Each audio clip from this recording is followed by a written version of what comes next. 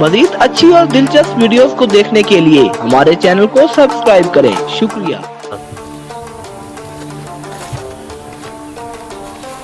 पट्ठे चावण ते कल्ले कोलो पट्ठे नहीं चमदे ते बंदा ही कोई नहीं।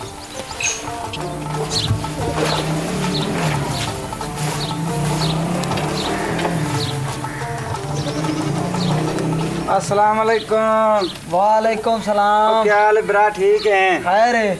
और खैर है। हाथ लमाना बाऊ। ए हाथ लमाना। ए आगे रे, तू आगे रे।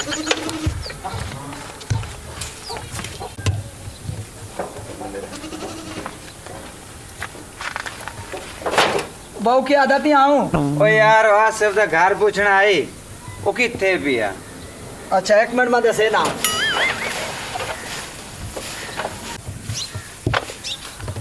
बाऊ आसिफ केड़ा? वो दुकान वाला। दुकान वाला? हाँ। ए आ गली में था पिया। हाँ। ए आ गली लगा वने। अच्छा। ओ तू गली इंज भाग बंदी है। ओ घर नजर अंदर पे ओ। ए चवाना एक मिनट चवाना।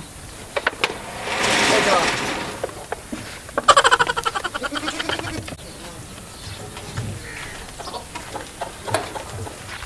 ओ दासो भाई मैं रहना है का लेट होंदी पई है। बाऊ ऐसे चाहते ही रखे ना। से रख मत दसे ना ओ दसे नहीं ये गली दे विच।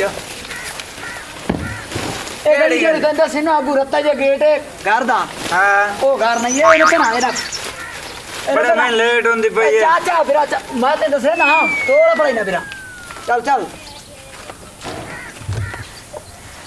ओ भैया ओ मैं दसे ना बड़े मैं लेट होंदी पे वहन आएगा। मैं तेन दसे ने फिर एक रत्ता जे गेट हम सिया ओ ता घर ही नहीं। अच्छा जेड़ा मोड़ा कुड़ी है कम से ना चिट्टा जे घर ओ ही होता नहीं। तो मोड़ है केड़ा होता दसे ना।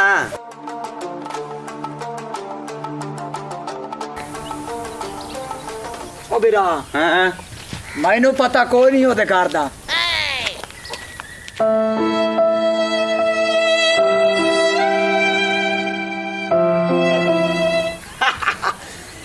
नहीं चक्कर बाल चक्कर दिता मुझे नहीं मुझे दिता सारे पट्ठे ढुआए मु। मजे मेरे साथ वेले होकर बताया भाई टोरा नाल।